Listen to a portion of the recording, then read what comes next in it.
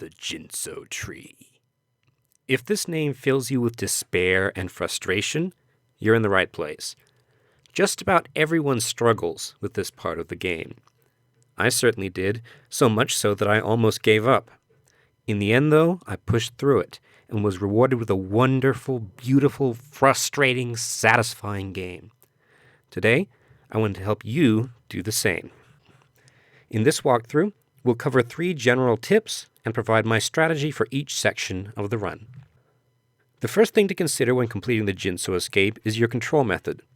While Ori's movement is wonderfully fluid, the control schemes can be kinda clunky.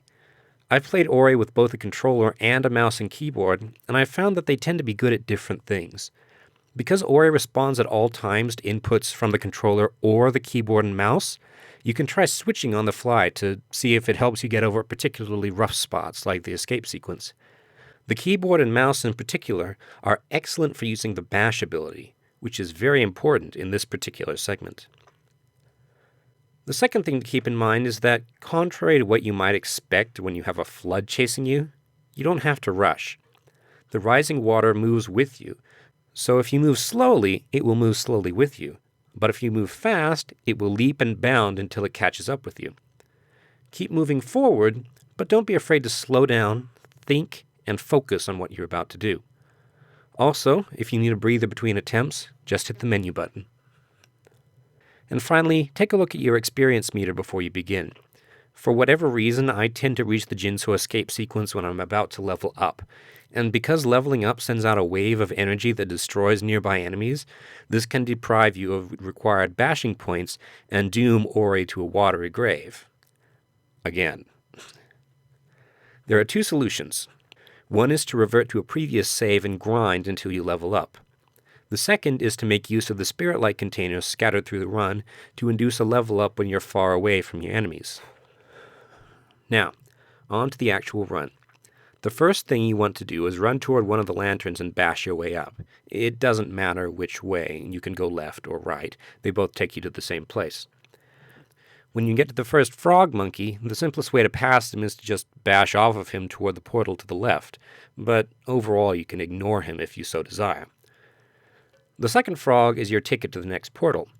As you climb the cliff toward him, he will leap up to stomp you, and when he reaches the point in his arc where he's about to pass the cliff edge, bashing off of him and double jumping will get you safely to the next portal. If you miss and he goes flying off the cliff, you can use the spider's projectiles instead. If you want to get the spirit light container, bash toward the spider, bash off the spider to grab the container, and then a third bash and double jump should take you to the next portal. The next bit's easy. Run up to the base of the cliff and wait for the tentacle to spit at you, then bash off the disgusting blob and climb up the cliff. Midway up, another tentacle pops out to shoot at you, and you can use that projectile to bash your way into the portal. This portal takes you on in front of a bouncy pad. An evil bouncy pad. Make a note that when you get to this point, you want to press and hold the jump button so that you can jump high. Otherwise, you'll end up doing a double jump and be overtaken by the rising water. If you expect to level up during the run, this is a good place to trigger it early.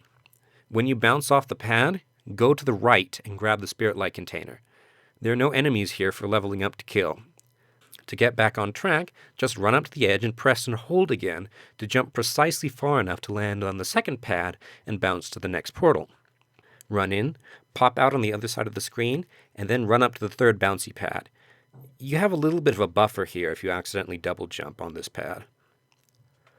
From here, you want to make your way up the shaft by bouncing from projectile to projectile. If you time it wrong and there are no nearby projectiles for you to bash off of, just climb the wall until one enters jumping range. When bashing between the projectiles, you won't be able to see the next projectile you're bashing to, but you can anticipate where they'll be. Bash off at about a 60 to 70 degree angle and you should be fine. The next section is more bashing between projectiles. Nothing too tricky here, but this is another good place to induce leveling up via easily accessible spirit light container. Just bash over to it and then back across. Next, bounce off of the monkey frog onto the wall on the left. If you want the spirit light container, jump over to the container, then jump back to the left wall, Then jump again toward an incoming spider projectile and bash off of it toward the spider. From there, don't try to bash straight up towards the lantern. Bash towards the right wall and climb the wall until you reach the top. From there, double jump toward the lantern, or, if there happens to be a projectile nearby, bash toward the lantern. From this point on, it's all about bashing at just the right angle. Just keep in mind that Ori has a slight arc when she bashes, and you should be home free. Congratulations, you've just beaten the Ginso run.